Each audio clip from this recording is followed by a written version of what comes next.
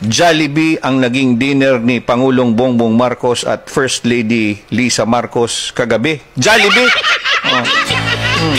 Pulis kitty niya. Pati ba naman yan? Sa isang Facebook post, sinabi ng Pangulo na dahil daw ito sa pagbisita ni New Zealand Prime Minister Christopher Luxon sa Jollibee. Okay? Naalala ng Pangulo na matagal na rin daw siyang hindi nakapag-Jollibee at pinasalamatan pa ni Luxon para sa inspirasyon. Ay, pulis kitty niya. My nutritionist is unhappy with me, so I told her to direct her concerns to PM Luxon. Biro ng Pangulo. Ay, big deal man ang Jollibee man na. Para mag-Jollibee.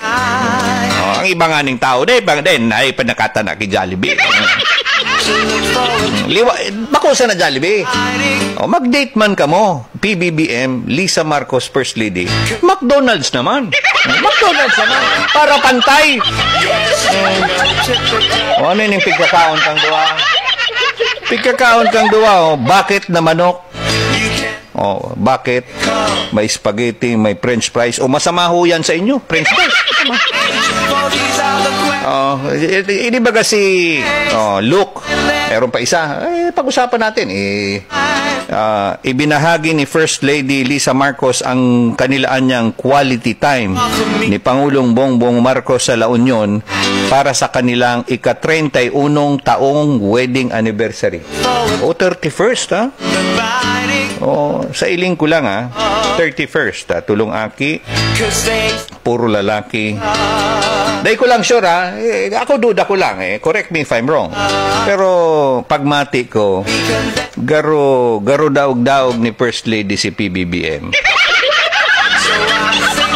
Bako man gayud under. Pero garo baga may kamalditan man ini si First Lady. Garo baga sarong sanan kay PBBM ina ulmong.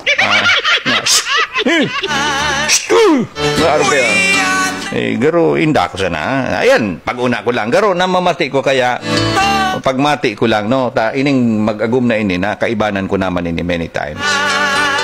Pulis kitty nga. Magandang umaga po sa inyong lahat dyan sa mga misis na tig paparadaog-daogan sa indang mga gom.